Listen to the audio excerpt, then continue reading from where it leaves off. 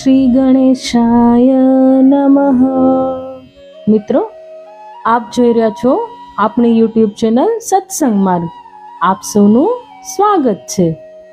આજે આપણે વાત કરવાના છીએ જયા એકાદશીના વ્રતનું મહત્વ અને તેની પાછળની શું પૌરાણિક કથા જોડાયેલી છે।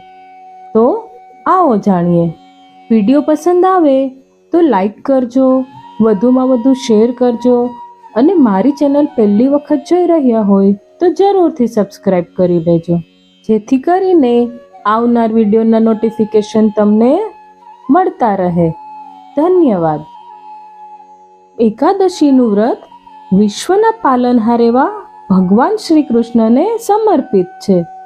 આ દિવસે ભગવાન શ્રી હરિની પૂજા કરવામાં આવે છે। એવું કહેવાય છે કે ભગવાન શ્રી હરિની પૂજા કરવાથી મનની તમામ ઈચ્છાઓ પૂર્ણ થાય છે। એકાદશી વ્રત દરેક માસમાં કૃષ્ણ પક્ષ અને શુક્લ પક્ષની એકાદશી તિથિએ ઉજવવામાં આવે છે। એક વર્ષમાં કુલ 24 એકાદશી આવે છે, જ્યારે અધિક માસ હોય છે ત્યારે 24 ને બદલે 26 એકાદશી ઉજવવામાં આવે છે। હિન્દુ ધર્મમાં જયા એકાદશીનું વ્રત ખૂબ જ શુભ અને ફળદાયી માનવામાં આવે છે। એવું કહેવાય છે કે જે કોઈ આ દિવસે સાચા મનથી ભગવાન વિષ્ણુની પૂજા કરે છે તેના બધા સપના પૂર્ણ થાય છે। વર્ષમાં 24 એકાદશીમાં જયા એકાદશી સૌથી મહત્વપૂર્ણ માનવામાં આવે છે, જે આ વર્ષે 8 ફેબ્રુઆરીના રોજ ઉજવવામાં આવશે। આ દિવસે ભગવાન વિષ્ણુની પૂજા કરવામાં આવે છે। એવું કહેવાય છે કે આ દિવસે ઉપવાસ કરવાથી દુષ્ટ આત્માઓ, ભૂત અને પિશાચથી મુક્તિ મળે છે। દક્ષિણ ભારતમાં ખાસ કરીને કર્ણાટક અને આંધ્રપ્રદેશમાં જયા એકાદશીને ભૂમિ એકાદશી અને ભીષ્મ એકાદશી તરીકે ઓળખવામાં આવે છે। હવે આપણે જાણીશું કે જયા એકાદશીના વ્રતની પૌરાણિક કથા શું છે। એક વખત સ્વર્ગના દેવતા ઇન્દ્રદેવની સભામાં ઉત્સવ ચાલી રહ્યો હતો, જેમાં તમામ દેવતાઓ અને સંતો પણ ઉપસ્થિત હતા। આ ઉત્સવમાં ગંધર્વો ગીતો ગાતા હતા અને ગંધર્વ કન્યાઓ નૃત્ય કરતી હતી।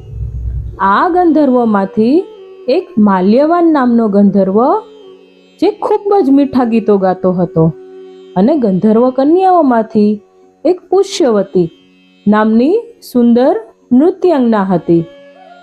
જ્યારે આ ઉત્સવમાં પુષ્યવતી અને માલ્યવાનની નજર એકબીજા પર પડી ત્યારે તેઓ બંને એકબીજામાં ખોવાઈ ગયા, જેના પરિણામે તેઓ બંનેના લય અને તાલ ભટક્યા।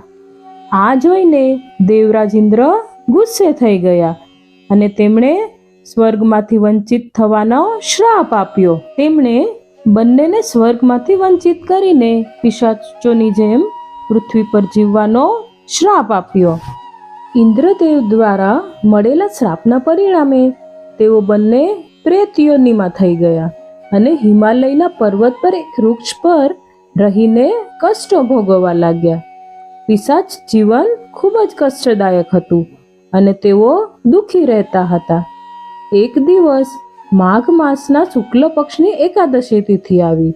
તેમણે આ એકાદશી પર ફળાહાર કર્યો અને રાત્રે ભગવાનને પ્રાર્થના કરી। ભગવાનને પ્રાર્થના કરીને તેમણે પોતાની ભૂલનો પ્રાયશ્ચિત કર્યો।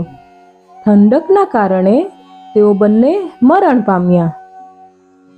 તેમણે જ્ઞાન વિના જ જયા એકાદશીનું વ્રત પૂર્ણ કરી લીધું હતું, જેના કારણે તેમને પિશાચ યોનિમાંથી મુક્તિ મળી ગઈ। આ રીતે તેઓ ફરીથી સ્વર્ગમાં પહોંચી ગયા।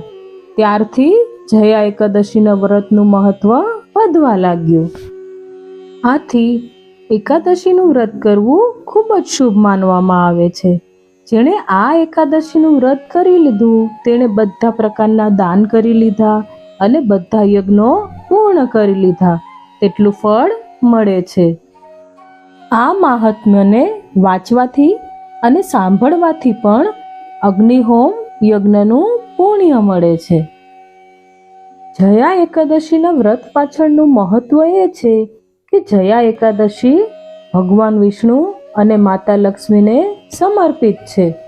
માન્યતા છે કે આ વ્રત કરવા પર વ્યક્તિના જીવનમાં રોગો દૂર થાય છે અને આરોગ્યની પ્રાપ્તિ થાય છે. સાથે સાથે આ વ્રતથી વ્યક્તિને પાપોથી મુક્તિ મળે છે અને વૈકુંઠ ધામની પ્રાપ્તિ થાય છે. આ ઉપરાંત જયા એકાદશીના નામ પરથી જ જણાય છે કે આ વ્રત વ્યક્તિને તમામ કાર્યોમાં વિજય અપાવે છે.